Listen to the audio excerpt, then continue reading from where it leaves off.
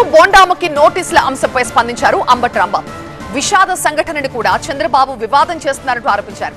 ముద్రగడ సభకు అన్ని పార్టీల నేతలు వచ్చారని, వారికి లేని అభ్యంతరం చంద్రబాబుకు మాత్రమే ఎందుకని ప్రశ్నించారు.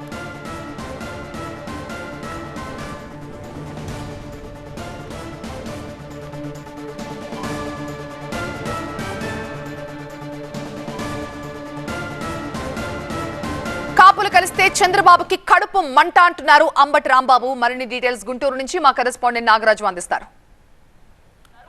ముఖ్యమంత్రి చంద్రబాబు బోండా ఉమాని గురించి వివరణ తీసుకోవాలి, అంబటితో వేదిక ఎందుకు పంచుకున్నారు, వేదిక పంచుకున్న తర్వాత చేసిన వ్యాఖ్యల మీద కూడా వివరణ తీసుకోవాలని చెప్పి కోరారు. దీనిపై మీరు ఏ విధంగా స్పందిస్తారు? నాకు చాలా విచిత్రంగా అనిపిస్తుంది. రాష్ట్రంలో అనేక సమస్యలు ఉన్నాయి. పరిష్కరించవలసిన సమస్యలు పక్కన పెట్టేసి అంబటి రాంబాబు బోండా ఉమ కలిసి పక్కన కూర్చున్నారు అనేది ఒక సమస్య. ఇప్పుడు కూర్చున్నాం, ఎక్కడ కూర్చున్నాం, ఏ సందర్భంలో కూర్చున్నాం? మేము ఏమైనా రాజకీయాలు మాట్లాడామా, లేకపోతే చంద్రబాబు నాయుడు గారిని దించేసేదానికి ఏమైనా కుట్ర చేశామా? మేము ఒక సంతాప సభ. ఆ సంతాప సభ కూడా ఎవరు? ఒక ఐకానిక్ కాపు నాయకుడు. ఈ రాష్ట్రంలో మంత్రిగా చేశాడు, పార్లమెంటు సభ్యుడిగా చేశాడు. ఆయన మరణించిన సందర్భంలో విషాదాన్ని పంచుకోవడానికి కాపు సంఘాలు కలిసి, నేను పెట్టిన మీటింగ్ అనేది, కాపు సంఘాలు కలిసి ఒక సంతాప సభ ఏర్పాటు చేసుకున్నారు. ఆ సంతాప సభకి బోండా ఉమ్మను కూడా పిలిచారు కావాలి. ఆయన కూడా వచ్చాడు. పక్క కూర్చున్నాం, రాజకీయ నాయకులు మాట్లాడుకున్నాం. ఈయనే కాదు, తెలుగుదేశం నుంచి వచ్చింది చాలామంది వచ్చారు, జనసేన నుంచి కూడా వచ్చారు. జనసేన నుంచి రోషయ్య గారు వచ్చాడు, మా పార్టీ నుంచి పోయిన రోషయ్య గారు వచ్చాడు. జనసేన అధ్యక్షుడు గాదే వెంకటేశ్వరరావు వచ్చాడు. ఇంకా జనసేనకు సంబంధించిన వాళ్ళు వచ్చారు. కాంగ్రెస్ పార్టీకి సంబంధించి మన ఈశ్వరరావు గారు వచ్చారు. ఇలా అన్ని రాజకీయ పార్టీల నుంచి వస్తే ఏంటి చంద్రబాబు కడుపు నాకు అర్థం కాల. కాపులందరూ కలిసి ఒకచోట కూర్చోకూడదా? కూర్చుంటే ఆయనకి భయమా, బాధ, ఆక్రోశమా? ఎందుకు నాకు అర్థం కాలేదు. లేదా ముద్రగడ పద్మనాభం గారంటే కోపమా, లేకపోతే నా మీద కోపమా, లేకపోతే బోండా మీద కోపమా?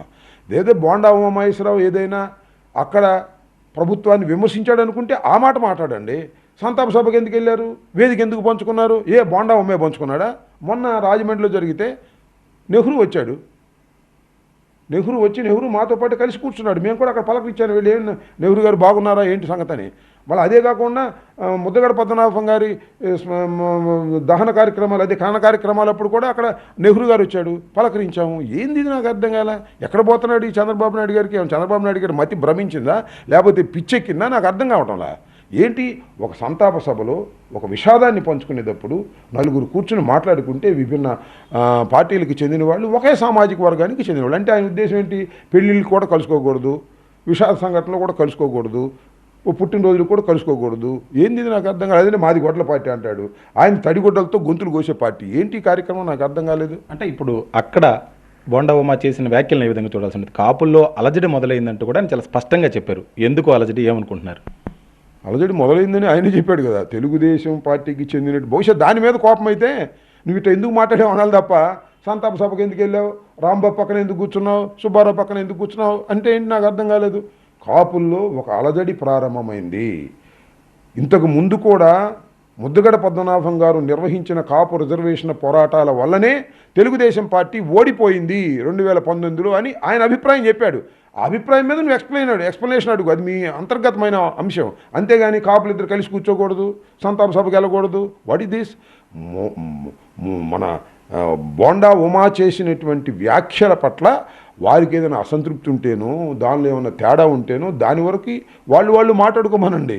వివిధ పార్టీలకు సంబంధించిన కాపు నేతలంతా కలిసి ఉంటే రాజ్యాధికారం ఎలా వస్తుంది? రాజ్యాధికారం కావాలంటే కాపులంతా కలిసి ఉండాలని చెప్పి పదే వేదికల మీద కాపు నేతలు వ్యాఖ్యానిస్తున్నారు. ఇది చాలా దుర్మార్గమైనటువంటి ఆలోచన.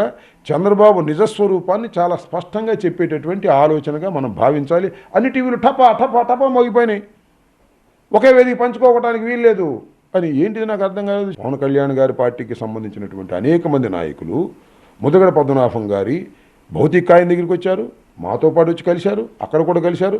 ఎక్కడా కూడా పవన్ కళ్యాణ్ గారు ఇలా మాట్లాడినటువంటి సందర్భం లేదు. అది కూడా ఈ సందర్భంగా గుర్తు చేస్తున్నారు. విషాద సంఘటన కూడా వివాదం చేయగలిగినటువంటి క్రూరత్వం కలిగినటువంటి వ్యక్తి చంద్రబాబు నాయుడు గారు అని ప్రజలు అర్థం చేసుకోవాలని ఈ సందర్భంగా చెప్తున్నారు. విషాదకర ఘటనని కూడా వివాదం చేయడం తగదు అని చెప్పేసి అంబటి రాంబాబు చెప్తా ఉన్నారు. కెమెరామెన్ నాగరాజుతో నాగరాజు, TV9 గుంటూరు.